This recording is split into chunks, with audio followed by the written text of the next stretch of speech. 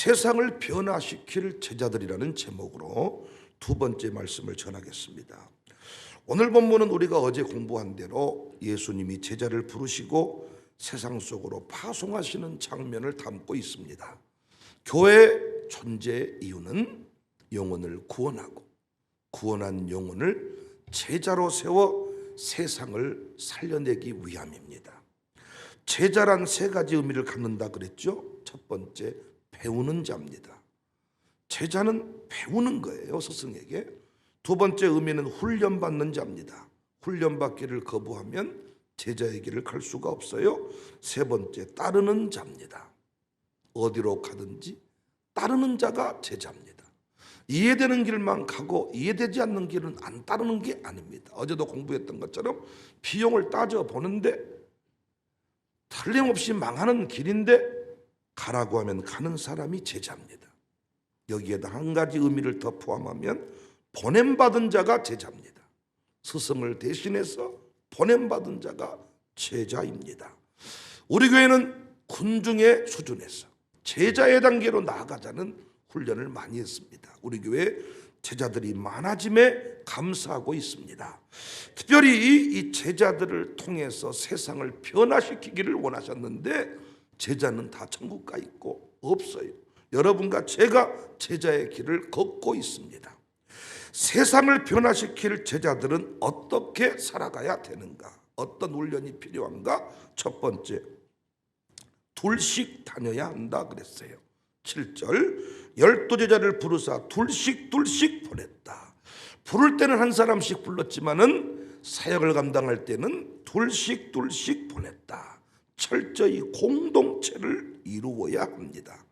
그래서 저희 교회는 양육사가 부부여야 하고 양육사 가정과 총무 가정이 연합을 해야 하고 교구 사역장과 양육사가 연합을 해야 되고 담임 목사와 끈끈한 결속력이 있어야 사역이 가능합니다.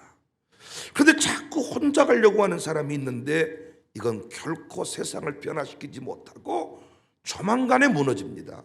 둘씩 짝을 지어서 무슨 일을 하든지 둘씩 짝을 지어서 공동체를 이루며 서로 돕고 서로 끌어주며 서로 지지하며 격려하며 가야 끝까지 갈 수가 있다 그랬어요. 여러분 이 원리를 꼭 배워 실천하시기를 바랍니다. 혼자 갈 수 없는 길이다. 공부한 내용이라 넘어갑니다. 두 번째, 귀신을 제어해야 한다. 7절, 세상을 변화시킬 제자들은 귀신을 제어하는 권능을 가졌다.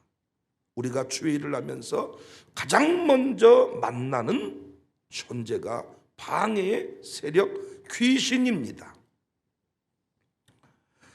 지도자가 되려면 세상을 변화시키는 제자로 살려면 귀신의 정체를 알고 제어할 수 있어야 된다.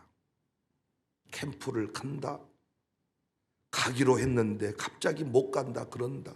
성질 낼 필요 없다 그랬잖아요. 어찌 캠프 가는 일을 귀신이 두고 보겠습니까? 갔다 오면 변화될 건데 갔다 오면 이 공동체를 뜨겁게 사랑해버릴 건데 어찌 그냥 두겠어요? 문자 한 통으로 갈 사람 신청하세요. 3명 가고 4명 못 간대요. 그런 건 우리 교회 사무실에서도 할 수 있다 그랬잖아요.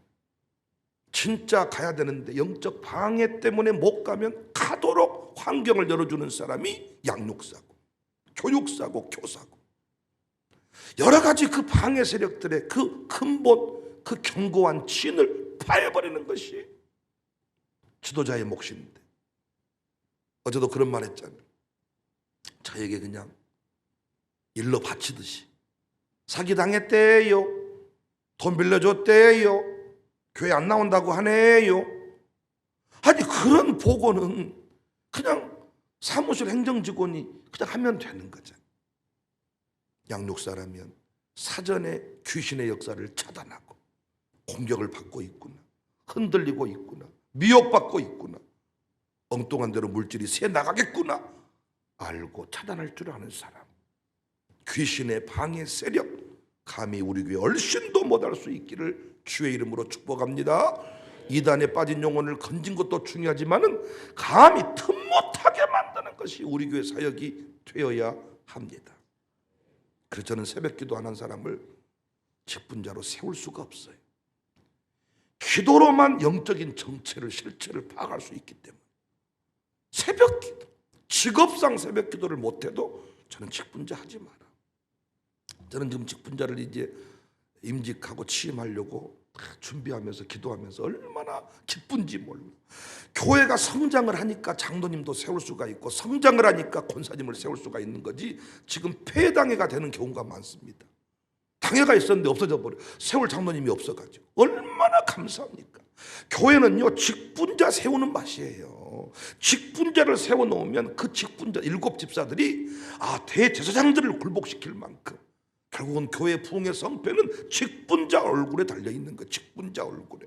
목사는 신자만 만나지만은 직분자들이 세상에 나가서 많은 영혼들을 만나고 건지는 것입니다. 직분자 세우는 맛이에요. 교회는 얼마나 지금 가슴이 뛰고 설레고 아주 그냥. 그러나 새벽기도, 귀신을 제어하는 권세, 우리 모두가 누릴 수 있기를, 그 역사에 익숙한 자가 될 수 있기를 주님의 이름으로 축복합니다. 세 번째, 세상을 변화시킬 제자들은 지팡이와 힘만 가져야 합니다. 8절에 지팡이 외에는 아무것도 가지지 말라. 힘만 신고 가라. 예수님께서 파송하시면서 제자들에게 통장도 챙기고, 우리 캠프 떠나려고 하면 챙길 게 많잖아요. 저는요, 갈수록 짐이 많아지는 것 같아요. 불안해. 이게 다 이것도 있으면 좋겠고 저것도 있으면 좋겠고. 여러분들은 갈수록 짐이 작아지던데, 저는 여행을 많이 하고 캠프를 많이 다니지만 갈수록 짐이 커지는 걸 봐요. 근데 예수님께서는 지팡이와 힘만 가져라. 당시 예루살렘은 해발 750m 고지대고 사해바다는 해발 398m, 아마 세계에서 가장 낮은 지역이 아닌가 생각을 하는데, 이 중간 사이에 사막이 형성이 됩니다. 그래서 매우 위험한 지형이기도 한데, 그래서 꼭 필요한 게 지팡이는 필요해. 신발 없이는 걷기가 어려워. 그것만 준비하라는 거예요. 최소한의 준비만 해라. 나머지는 뭐 하겠다는 거예요? 하나님이 책임지고 공급하겠다. 세상을 변화시킬 제자들이 가질 세 번째 자세는 철저히 주님을 신뢰하고 가는 거예요. 세상을 변화시키는 주의 일,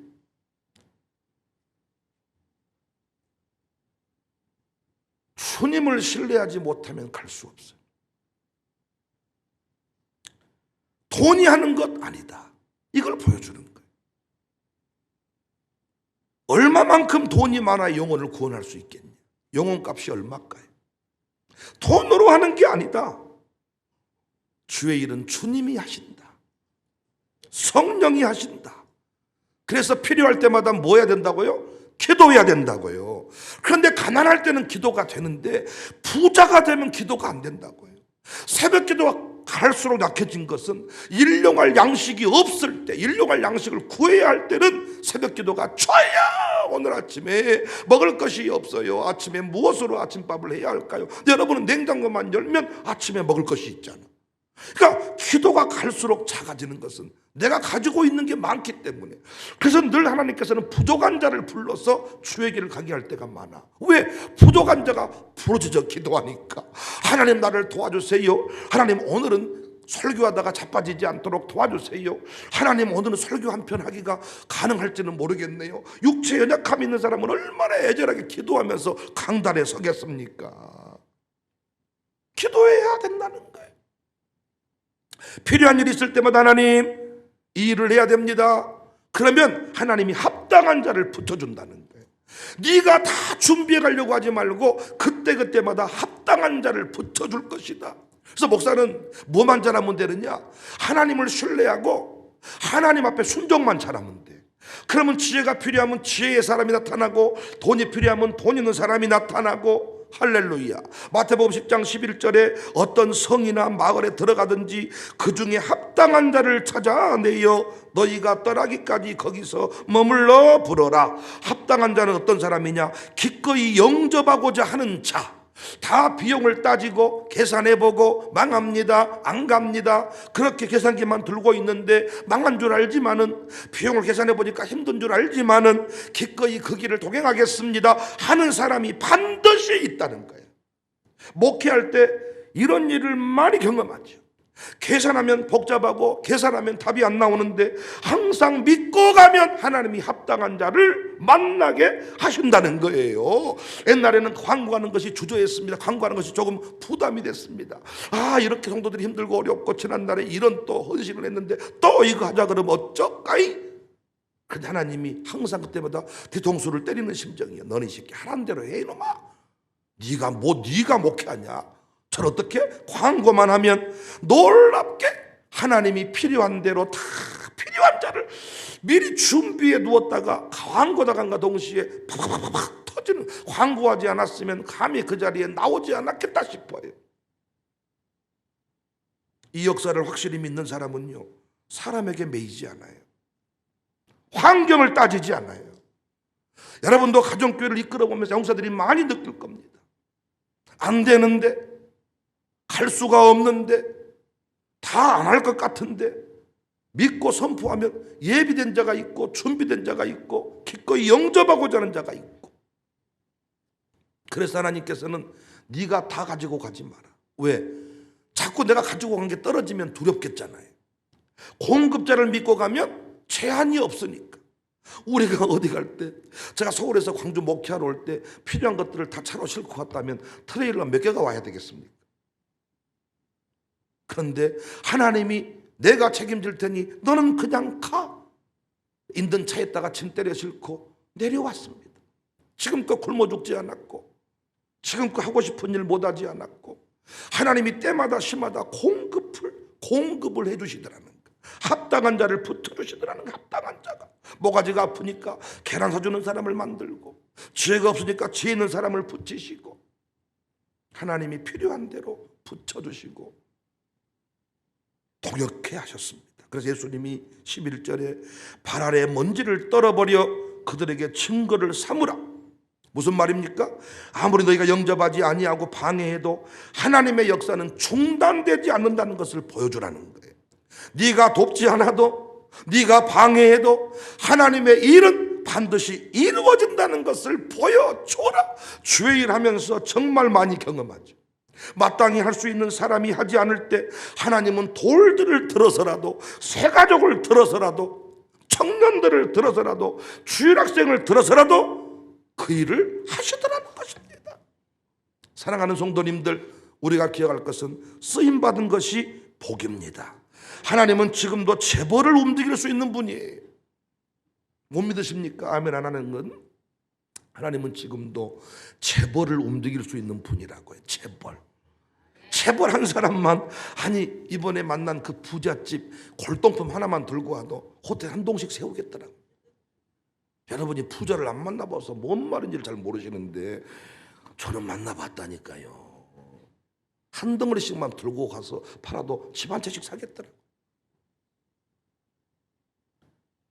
재벌을 움직일 수 있는 분인데 하나님은 재벌이 아닌 여러분과 저를 복음에 합당한 자로 삼으셨다는 거예요. 우리 교회를 그 일에 적합하다 여겨주셨습니다. 그래서 우리가 전성기를 맞고 있습니다. 지금까지 우리는 돈 없어서 어떤 일을 중단해 본 적이 없습니다. 돈을 가지고 어떤 일을 해본 적이 없습니다. 아닙니까? 우리가 헌금한 액수는 너무나도 작았습니다. 그런데 하나님은 항상 헌금 이상으로 일을 하게 했습니다. 필요한 자를 붙여서, 합당한 자를 보내서 그 모든 일들을 순탄하게 하셨습니다. 생각지도 못한 곳에서 돈이 오는 경우도 있었습니다. 생각지도 못한 사람이 갑자기 와서 헌금해주고 사라지는 경우도 있었습니다. 갑자기 내가 너무 지친 것 같으면 갑자기 누가 나타나서 내 인생의 아픔을 치료해주고 사라져버린 사람도 있습니다. 주의라는 사람이 잊지 말아야 될 것은 나를 보내신 이가 누구인가. 주의 종의 길을 갈 때 항상 결단하지 못하는 것은 내가 지금 돈을 벌지 못하면, 내가 이것들을 내려놓으면 어떻게 할까? 그래서 항상 어떤 일부를 남겨두고 갈 때가 많은데 하나님은 그만큼 덜 역사합니다. 그래서 우스갯소리로 목사님, 사모님들이 직업이 좋으면 교회가 부흥하지 않는다, 그런 말이 있어요. 뭔 말일까요? 사모님이 돈을 버시면 목사도 돈을 벌고, 둘이 벌면 우와 두 배로 잘 살겠다. 그 놀라운 거 하나님은 정확하게 하셔가지고 사모님이 돈을 벌면 교회 생활비가 적게 나와요. 할렐루야. 교회에서 50만 원만 받고 살면 나머지 250만 원어치가 교인들을 통해서 와요. 배추가 들어오고 양파가 들어오고 사과가 들어오고 고등어가 들어오고. 근데 교회가 그만큼 돈을 주잖아요. 고등어가 안 오고 배추가 안 오고, 따지고 보면 그 돈이 그 돈이야.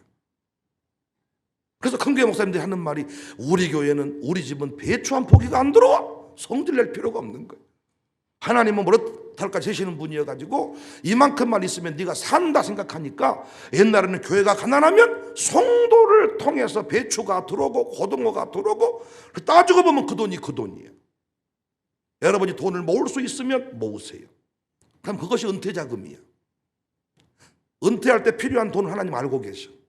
근데 어떻게 하다 보니까 돈을 모을 수가 없어. 그러면 하나님께서 그 은퇴자금만큼 어떤 방법을 통해서 채워주십니다. 이러든 저러든 다 누가 하신 거예요? 주님이 하신 거예요. 돈을 모으게 하신 것도 주님이 하신 거예요. 왜? 아니 모아놨다가 누가 가져가 버리면 그거 사라져버리는 것인데, 모아진 것도 하나님의 은혜. 그러니까 저의 경우도 지난날 돌아보면 저를 돕는 사람들이 참 많았어. 배추도 가져오고 무도 가져오고 양파도 가져오고 많이 뭔가를 가져오는데 갈수록 가져오는 게 없어요. 왜냐? 교회가 풍성히 채워주니까. 성질 낼 필요가 없습니다. 타락한 게 아니고 주님이 필요에 따라서 공급을 하시는 거예요. 필요에 따라서.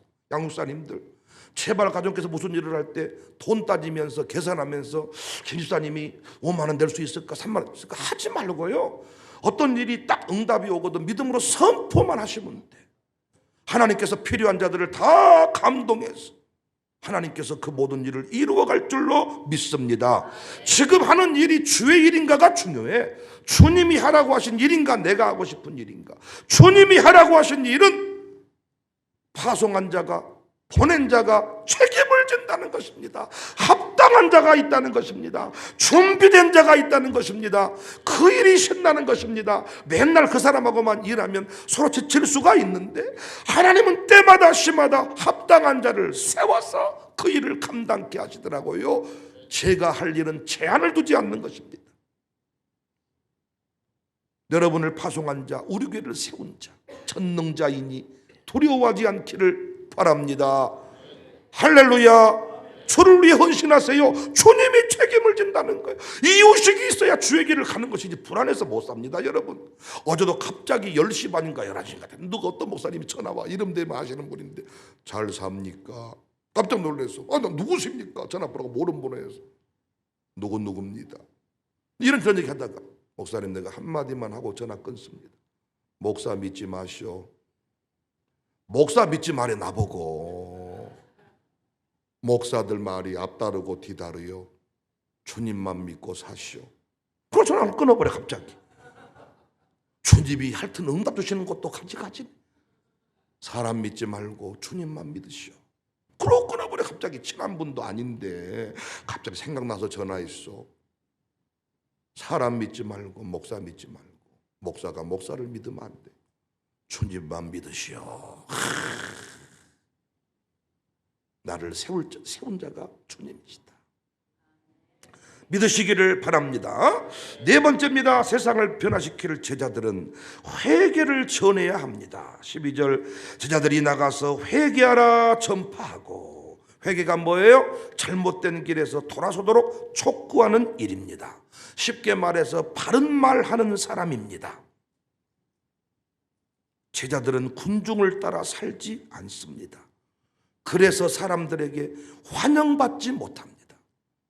바른 말을 하기 때문에, 싫은 소리를 하기 때문에 고난을 당합니다. 현실에 맞지 않는 사람이라고 비난받을 수도 있습니다. 하지만 제자는 달라야 합니다. 양육사는 달라야 합니다. 같이 원망동, 불평동에 살면 안 됩니다. 적당히 타협하면 안 된다. 아무렇게나 살면 안 된다. 바른 길을 가야 된다. 다른 길을 가야 된다. 타협하지 않는 사람이 제자인 줄로 믿으시기를 바랍니다. 현실을 핑계하면서 타협해버린 사람은 군중입니다. 어쩔 수 없었습니다. 안 됐습니다. 이해해 주세요. 이건 군중입니다. 제자는 뭐라고요? 끝까지 말씀대로 사는 사람이에요. 마태복음 28장 20절 이하 모든 족속을 가르쳐라. 가르쳐야 되기 때문에 바르게 살아야 되지요. 보여줘야 하기 때문에 원리대로 행해야 되지요. 우리 교회 장로님들이 어렵다면 어려운 이유가 맨 앞자리에서 모든 것을 보여주는 자리에 서 있기 때문에. 여러분이 왜 자꾸 뒤로 가려고 합니까? 뒤에는 심리적으로 편합니다.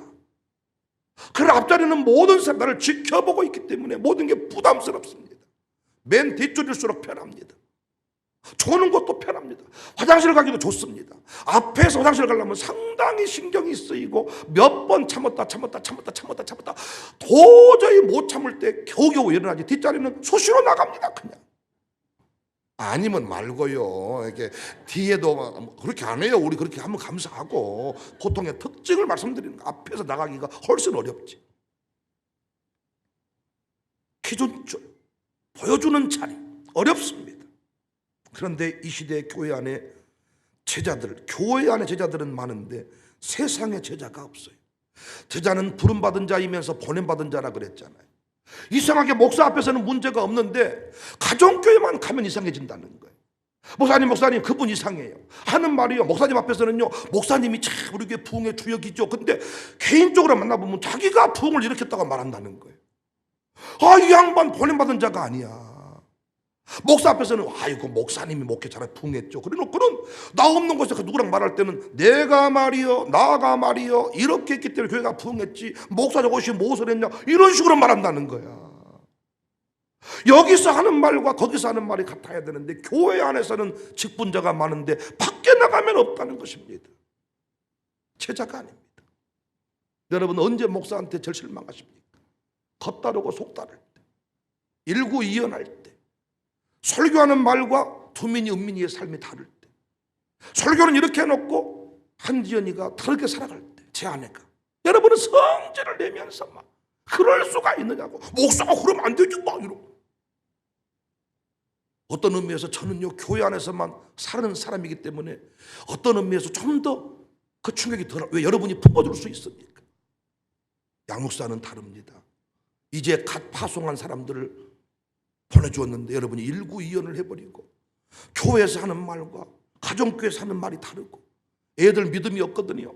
엄마의 이중적인 삶이 충격을 주는 것입니다. 어떤 사람이 가문을 세우느냐? 말씀하신 대로 다 준행하는 사람이에요. 어떤 족장, 어떤 부모님이 자녀를 구원했냐? 필요한 것만 순종하고 맞지 않는 건 순종 안 한 사람이 아니라 말씀하신 대로 다 준행하였더라. 노아도 아브라함도 다윗도 다 준행하였을 때 신앙이 흘러갔습니다. 양육사들이요 요령 피우지 마세요. 머리 쓰지 말고 다 온전히 순종하시기를 바랍니다. 교회 다니는 어떤 부인이 오래전부터 남편이 하도 부탁을 해서 그 사교 모임에 어떤 그 모임에 동창회 모임에 개 모임에 하여튼 나갔습니다. 주일을 한번 빼먹고 남편을 좀 비율을 맞춰주면서 남편이 결국은 교회 나오게 할 참이었습니다. 그래서 이제 남편에게 어떤 그 비율을 맞춰주기 위해서 갔습니다. 그러면서 이제 그 모임을 잘 갖추고 남편이 하란 대로 맥주도 한잔 마시고 또 미쳐 돌아 하면서 춤도 춰주고 이렇게 막 이렇게 하면서 놀아주고 돌아오면서 이제 내가 네 모임에 가져왔으니까 너도 이번 주일날 우리 교회 가야 된다. 남편이 네 똥이다. 나는 너에게 너무 실망했다. 난 네가 진짜 권사인 줄 알았다.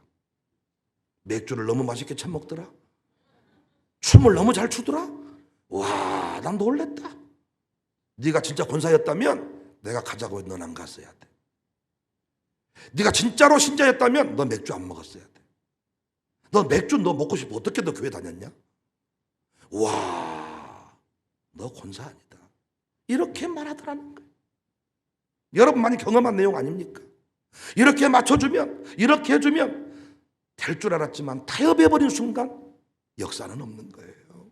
목사가요, 성도의 비위를 맞추며 목회하잖아요. 그때는 좋아합니다. 나중에는 결국 교회 떠납니다. 코로나 시대 여러분 보았잖아요. 예배를 강행했다 그래, 강행했다. 근데 예배를 강행한 목사들은 다 지금 목회를 힘있게 하고요. 여러분들 힘들어하니까 드리지 맙시다 해버린 목사님들은 지금 영적인 권위가 사라져서 너무 힘들어하더라. 제자는 뭐 하는 사람이냐? 비위를 맞춘 사람이 아니고 진리를 선포하는 사람이다. 가문을 변화시키려면 부모님이 타협을 하면 안 돼. 흔들리면 안 돼. 부모님이 흔들리는 시점마다 자식이 흔들렸음을 여러분이 알 수가 있어. 여러분 모르시겠어요? 저는 알겠더만. 하라는 대로 순종을 해야 돼. 하라는 대로. 부흥하는 교회의 특징은 바른 말씀의 선포가 있어요. 언제 불이 떨어진다고요? 불 받아라. 그럼 불이 떨어져요? 바른 말씀이 선포될 때 거기에 불이 떨어지고, 말씀대로 행하고자 할 때, 다 준행고자 할 때, 마른 하늘에 비가 떨어진다고 방주를 지어라, 방주를 짓고자 할 때, 망치질을 할 때, 그때 불이 임하는 것입니다. 불이 없이는 미친놈의 소리를 이길 수가 없으니까.